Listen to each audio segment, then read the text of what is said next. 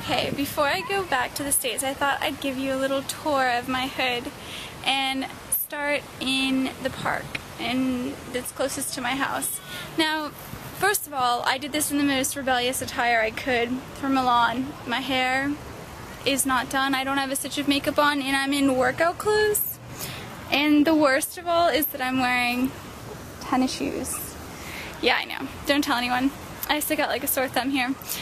Anyway, okay, so I am starting with the park because this that you see is a park, and it looks like a pretty normal park to an outsider, but this is basically the whole extent of it. And if you've ever been to Central Park or any big normal park, what we call parks in the US, this wouldn't be considered a park, really. It's more like a little playground, maybe a get-together, but yeah, it's one of the biggest parks in Milan. So, okay, I'm gonna take you on a little secret journey to one of my hidden favorite spots, so hang on one sec. Walking over to the bocce ball court, and on weekends, this place is filled to the brim with old men standing around here watching bocce ball, and young men too, I should say. I don't know if they're gonna mind that I'm videotaping, but we're gonna pretend like I'm not.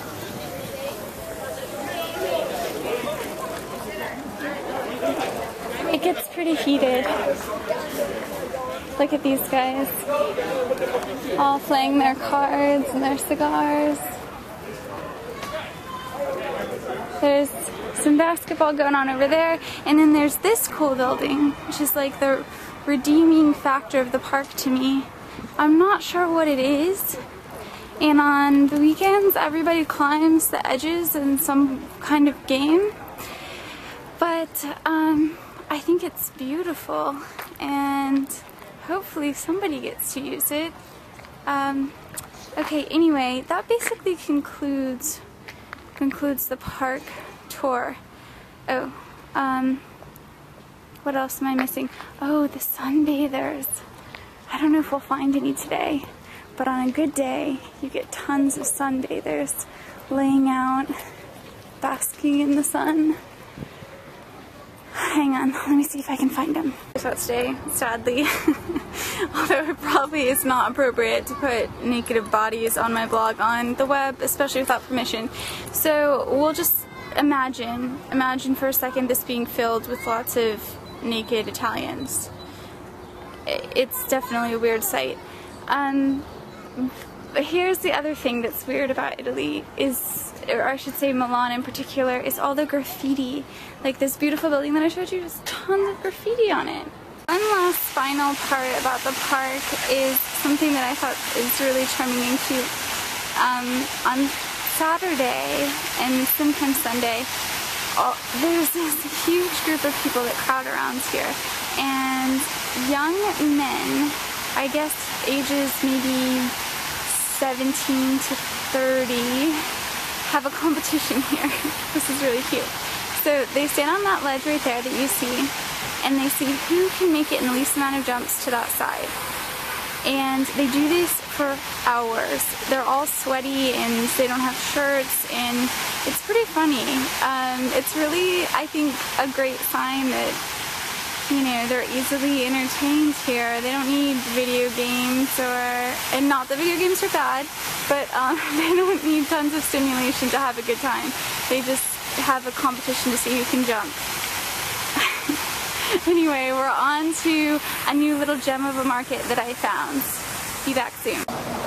And it's a world market that has all sorts of goodies, from breads and pastas to meats and cheeses, and oh, look at the hours. We're lucky they even posted the hours. You see the morning and evening hours? Hang on. I'm gonna see if we can go inside. Okay. Seriously, this place is amazing. It has like everything. All kinds of olives and jars of Uncle Ben's rice is up there. There's Marmite, pastas, Betty Crocker. It's amazing. It's a good find for some American love. And I don't know if you can see this, but dogs don't have to be on leashes. So you can just walk without your dog on a leash and he just follows you, which is great for me because I'm a dog lover, so I get to pet dogs that come up to me, but they all seem really friendly and nice. Well, I don't know if it would work in the States, but it definitely works here. Another interesting thing about Milan are all these clocks everywhere. There's clocks like every couple blocks, and at first I was annoyed by them for some reason, like they were imposing their time on me, but they're actually pretty helpful. There's an ad of a naked woman, and there's a store named after my mom. Okay, we're on the way to the grocery, to the Simply, and you can kind of get a feel for how loud it is on the street. Luckily, our apartment is super quiet, but, oh, the other thing about Milan,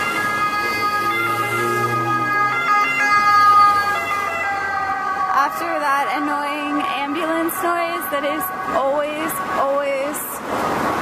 in the background, it's apparently known as the city of rooftop gardens, and you can't tell in my neighborhood so much, but throughout other areas like Brera, for example, you can really see it. People go all out in their gardens on top and on their balconies. So, okay, to the Simply. First we start with the Nutella stacks. A dangerous thing. Second, I wanted to just note that all of their eggs are non-refrigerated. They just hang out in the aisle. Which, I mean, you know, if they're fresh, whatevs, it's kind of weird. But, anyway. And then that whole area is all cheese. More to come. Sorry, the produce aisle.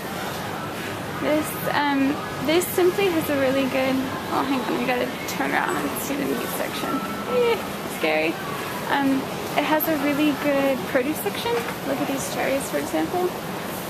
But note, you have to use these gloves to touch any of the produce, and you have to bag and tag your own produce, meaning you have to print out the price for it. So interesting to know, especially when you're foreign and you come to the end of a busy aisle, you're trying to check out and none of your produce is tagged and everybody gets super mad at you. So, okay, so here's how the process goes. First, gloves. Second, bag. Then you select your produce, like these little aguacates, which, bear with me for a second here, while I open the bag. This process, considering how much produce I eat, it takes me forever to get to this section. Okay, so then you select the avocados you deem worthy.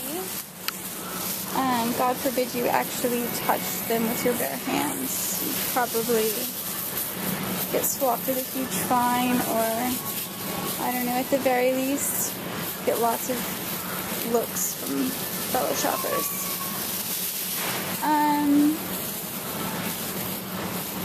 Okay, hang on, it's gonna take me a while to find my avocado. 59. Then you come over here on this furry little scale, plop down your lovely avocados. You look for 69. Uh-oh, something's going on with this one. Of course, we have to go to the next one.